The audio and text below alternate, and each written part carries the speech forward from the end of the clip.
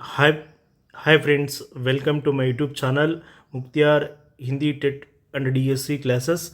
उसमें आज हम 8वीं कक्षा की पाठ्यपुस्तक लहर में जो पहला पाठ आता है सुबह, इसकी विदा है, कविता पाठ है। यह 8वीं कक्षा का पहला पाठ है, कविता पाठ है। यहाँ इस चित्र में देखिए, यहाँ पर सुबह नाम के बाद एक चित्र दिया है। यहाँ एक नदी बह रही है और पक्षी अपने अपने स्थान पर बैठिए। यहाँ मछली, बगुला, फूल, पेड़, प्रकृति दिखाई दे रही है। उसी तरह यहाँ देखिए, एक गांव में किस तरह के लोग, ग्रामीण प्रांत में जो लोग रहते हैं, उस ग्रामीण प्रांत के लोग क्या क्या काम करते हैं, किस तरह करते हैं, यहाँ दिया गया है। चित्र में क्या क्या दिखाई दे रहा है आप खुद ध्यान दीजिए। यहाँ एक औरत घर के सामने जो नक्शा डाल रही है। एक लड़का और लड़की स्कूल जा, दो लड़कियाँ, एक लड़का स्कूल जाने के लिए चल रहे हैं। एक भांस का काम जो एक आदमी कर रहा है।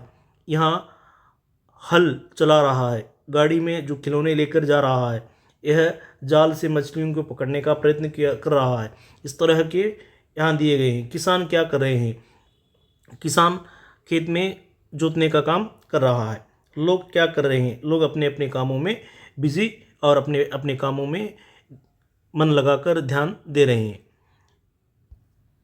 विषय प्रवेश। मानव जीवन में प्रकृति का महत्वपूर्ण स्थान है। किसके जीवन में महत्वपूर्ण स्थान है? मानव जीवन में।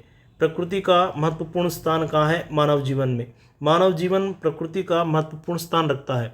प्रकृति के अनेक रूपों से हमें कोई ना कोई प्रेरणा मिलती है। मनुष्य को पहले प्रकृति ही पहला पाठ होता है। प्रकृति के अनेक रूपों से हमें कोई ना कोई प्रेरणा मिलती है। यानी यहाँ कहने का उद्देश्य है, हम जब सुबह उठते हैं और रात में सोने का वक्त होता है, उसके बीच में हम समाज में जाते हैं और प्रकृति को देखते हैं। प्रकृति से को देखकर कोई ना कोई एक प्रेरणा लेकर हम अपने जीवन को आगे बढ़ा रहे हैं। प्रेरणा पाकर हम अपना कार्य उत्साह के साथ करते हैं।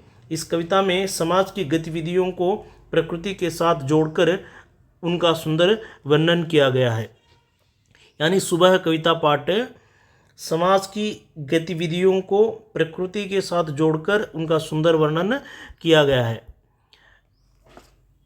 समाज की गतिविधियों को प्रकृति के साथ जोड़कर उनका सुंदर वर्णन किस कविता में की गई है? यानी सुबह कविता में की गई है। इस तरह सुबह, इस तरह का प्रश्न बनता है यहाँ। इस सुबह कविता के कवि है श्री प्रसाद। जीवन काल 1932-2012। प्रमुख कृतियाँ मेरा साथी घोड़ा, खिड़की से सूरज। ये दो रचनाएं हैं श्री प्रसाद के। मेरा साथी घोड़ा, सूरज, खिड़की से सूरज आदि। प्राप्त पुरस्कार बाल साहित्य भारतीय सम्मान आदि। यह श्री प्रसाद के बारे में। फिर से एक बार, सुबह कविता के कवि है श्री प्रसाद। इनका जीवन काल है 1932-2012, यानी जन्म और मरण। प्रमुख कृतियां हैं मेरा साथी घोड़ा, खिड़की से सूरज आदि। प्राप्त पुरस्कार बाल साहित्य भारतीय सम्मान। सुबह सूरज की किरणें आती हैं, सारी कलियां खिल जाती हैं, अंधकार सब खो जाता है, सब जग सुंदर हो जाता है। इस पहले जो कविता है, इस पहले की जो कविता में जो कविता का भाव ये है, सूरज की किरणें आते ही सारी कलियां सुंदर रूप में खिलती है, अंधकार मिटने के बाद सारा जग सुंदर दिखता है। यानी सूरज की किरणें यानी सनलाइटिंग, जो सुबह के सूरज की किरणें पड़ती हैं, उस किरणें पड़ने से सारी कलियां खिल जाती है। कली का अर्थ है बड, अंकुर, मोग्गा, तेलुगु में मोग्गा कहते हैं। यानी जो फूल सूरज की किरणों पड़ने से अपने रूप रंग को अलग करते हैं। यानी सुंदर दिखाई देते हैं। अंधकार सब खो जाता है, यानी जो रात के अंधेरे की छाया दूर होते होते हुए सुबह सूरज की किरणें पड़ने पर वह अंधेरा दूर होकर सूर्य की किरणों से उजाला होता है। इस तरह सब जग सुंदर होता है। चिड़ियाँ गाती है मिलजुल कर, बहते हैं उनके मीठे स्वर, ठंडी ठंडी हवा सुहानी चलती है जैसे मस्तानी।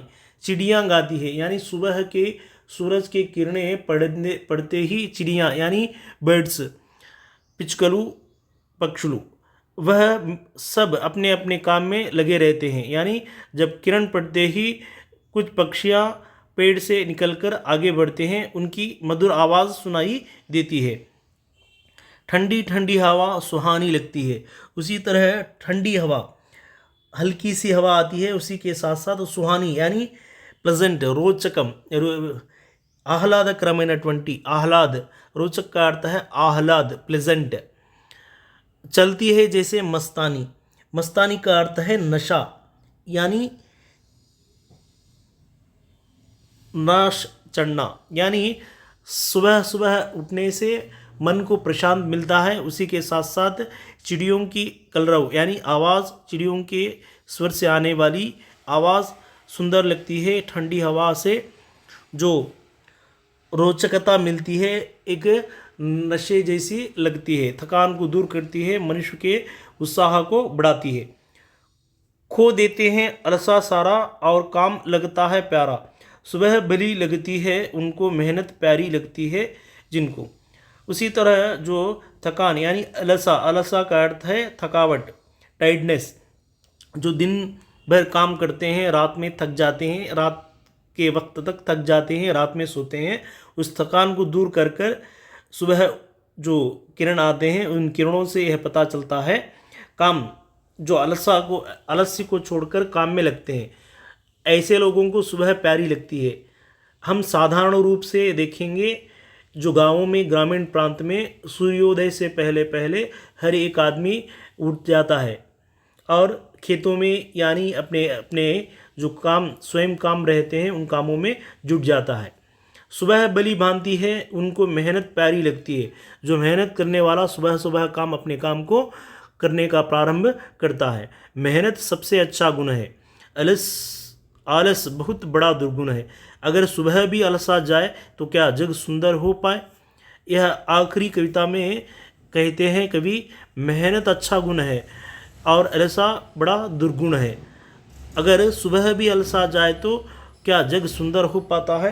अगर मनुष्य सुबह भी अलसा यानी थकान को महसूस करता है, टायर्डनेस करता है, वैसा आदमी, वैसा संसार आगे नहीं बढ़ेगा। इस तरह यह सुबह कविता पाठ यहाँ दिया गया है। कलियाँ कब खिलती है, कलियाँ सूरज की किरणें आती ही कलियाँ खिलती है। सबसे अच्छा गुण क्या है, मेहनत सबसे अच्छा गुण है। इस तरह सुबह कविता पाठ यहाँ दिया गया है। Thank you friends, like me, share me, subscribe मी। इस वीडियो को ज़्यादा से ज़्यादा शेयर करिए और सब्सक्राइब कराइए। डीएससी जो भी एग्ज़ाम लिखने जा रहे हैं उनके लिए सारी बधाइयाँ दे रहा हूँ। आप स्वयं परिश्रम करिए और अब मैंने मुख्य बिंदुओं को ही बता रहा हूँ और इस कविता को सही क्रम में लिखने और आगे पीछे देकर वाक्यों सही क्रम में लिखिए, पूर्ति स्थान भरिए। इस तरह के प्रश्न भी पूछे जाएंगे, इसलिए ये कौन सा वाक्य किस वाक्य के बाद आता है, इस पर भी आप स्वयं ध्यान दीजिए। Thank you friends.